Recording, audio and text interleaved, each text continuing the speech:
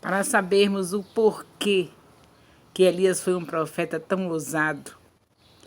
Claro que a circunstância nos ajuda a tomarmos certas decisões, a sermos alguém que a gente nem esperava ser. De repente, a circunstância lhe prepara para situações para você se tornar alguém muito ousado. Foi o caso de Elias.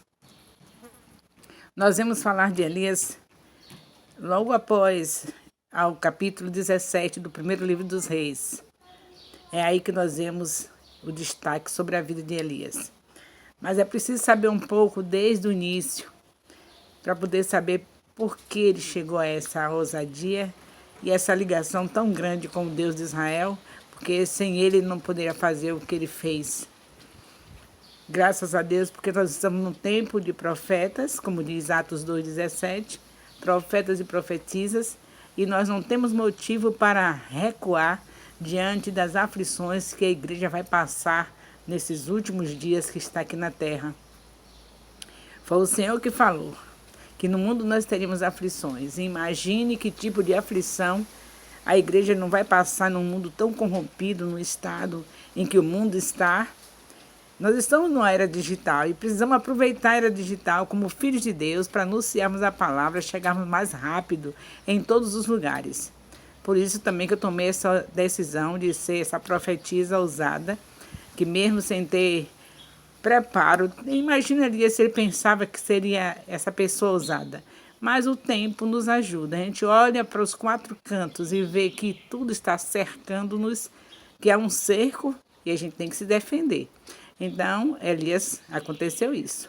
Elias, para aparecer naquele jeito que apareceu ali no capítulo 17, com aquela ousadia com Acabe, é porque o povo de Deus, o povo de Israel, quando chegou à Terra Prometida, vivia uma confederação de tribos e eles eram conhecidos na época somente por...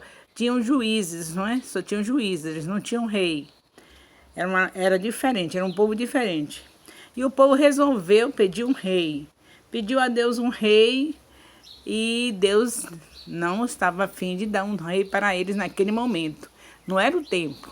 Mas eles insistiram, recusando o juiz, o Samuel, o juiz da época, que era juiz, profeta. E aí eles recusaram, alegando que Samuel já estava velho e queria um rei. E Deus apenas permitiu. As permissões de Deus têm sido registradas na Bíblia inteira. Porém, você vê os resultados das permissões não são iguais ao resultado da vontade. A vontade de Deus é boa, é perfeita. E quando Ele permite, com a insistência da gente, isso em várias circunstâncias Deus tem permitido. E nesse período foi assim. Ele permitiu o Saul ser rei de Israel, mas não era a vontade dele. E nós sabemos logo por quê. Saul se tornou alguém egoísta, ele não teve nenhuma intenção de fazer a unidade de Israel, e o que Deus mais quer, a prioridade do Senhor é a unidade. E as tribos viviam em confederação, elas não tinham, elas puxavam brasa para sua sardinha, cada uma cuidando de si, e não é isso que Deus queria. Deus queria unir as tribos. E Saul não teve esse propósito, ele viveu para a sua própria tribo, que era a tribo de Benjamim, só o que ele se interessava, e teve outros erros, que nós sabemos, está registrado no primeiro livro de Samuel, capítulo 22, versículo 15, nós vemos o resultado da desobediência de Saul, e ele não foi mais aceito pelo Senhor, e quando Saul morre, não tem direito a deixar um dos seus descendentes. Quem fica no seu lugar é Davi. Davi fica no lugar de Saul. O reinado de Davi, como nós sabemos os erros que Davi teve, mas foi um reinado onde ele agradou a Deus, porque ele providenciou logo fazer a unidade do povo. Ele construiu a capital, Jerusalém, num lugar alto, bem alto, cercado de muros. Para ali, Davi também enviou a arca do Senhor, que era uma maneira de atrair o povo à unidade. O povo tinha que subir, todas as tribos tinham que subir para adorar a Deus lá em Jerusalém. E ali se tornou a oportunidade para que eles estivessem sendo unidos A unidade é algo que Deus requer de todos nós. Nós não podemos esquecer que ele deixa bem claro em Salmos 133, ele diz quão bom e quão suave que os irmãos vivem em união. Então Davi alcançou esse elogio de Deus, de ser um homem segundo o coração de Deus, pelo fato dele ter logo feito algo tão maravilhoso que Deus ama tanto, que Deus requer tanto de nós. A unidade, a união, vivermos em amor. Com a arca lá em Jerusalém, quando ele constrói a capital, Jerusalém, no alto, cercado de muros, e ali coloca a arca, todas as tribos eram atraídas a estarem reunidas lá, adorando a Deus. O reinado de Davi durou 40 anos e ele foi substituído. Quem lhe sucedeu foi o seu filho Salomão, que também reinou 40 anos. E nós podemos dizer que 40 anos de reinado de Davi, com 40 anos de reinado de Salomão, foi um período de ouro para Israel. Nós vamos dizer que eles não tiveram falhas, mas sabemos que foi um período de ouro em relação aos demais reinados que houve depois deles. E aí, logo quando o filho de Salomão vai substituí-lo, quando Salomão morre, o Jeroboão I, ele trouxe logo uma ruptura. Ele dividiu as tribos em 10, que formava o reino de Israel, o reino do norte, e 2 que ficou ainda dependente de Davi, ainda considerando tudo quanto Davi havia ensinado, mesmo Davi morto, mas não foi esquecido pelas 2 tribos que formou o reino de Judá.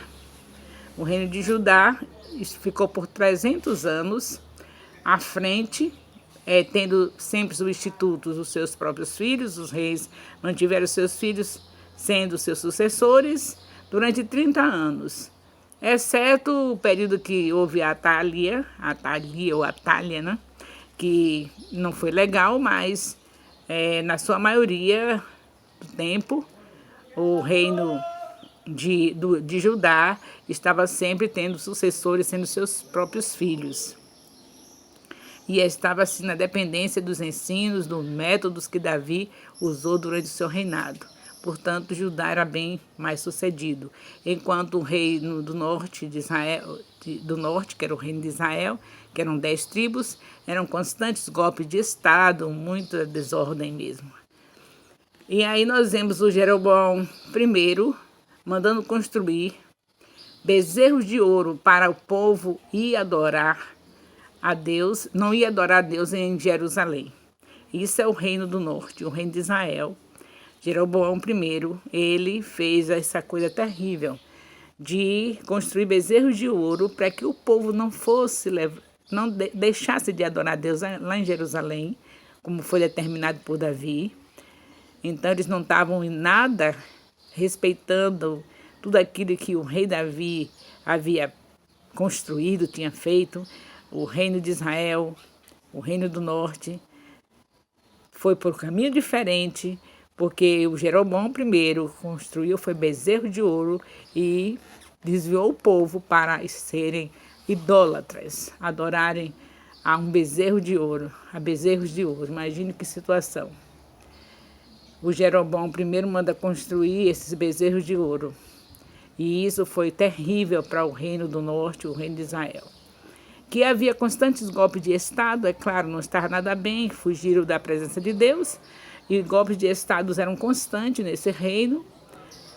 E entre esses golpes, nós constatamos o golpe onde o Baasa, um chefe militar, que deu esse golpe também, um dos golpistas, e ele não gostou de Siquém.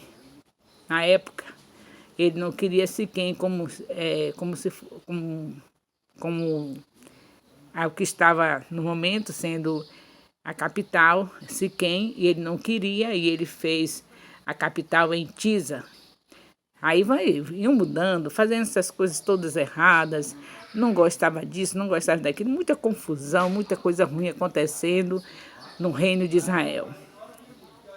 E nós vemos que ele fundou, em vez de ficar com Siquém, fundou Tisa. Aí não dura muito tempo, outro golpe de Estado com os 3 militares, líderes militares, Zinri, Tibni e Unri. Que aí é outro problema, esses 3 aí lutando, o golpe de Estado terrível que houve, e no final ocupa o poder no lugar esses 3 militares, esses líderes militares, ocupam o poder no lugar do filho de Baasa, que foi outro golpista, o Henri, é ele que vence depois de toda essa bagunça aí. Aí o Henri vence e copia Davi da maneira inversa. Ele agora faz também como Davi, querendo estabelecer a unidade do povo, mas aí ele compra um terreno na mão de um senhor chamado Semer, e ali ele constrói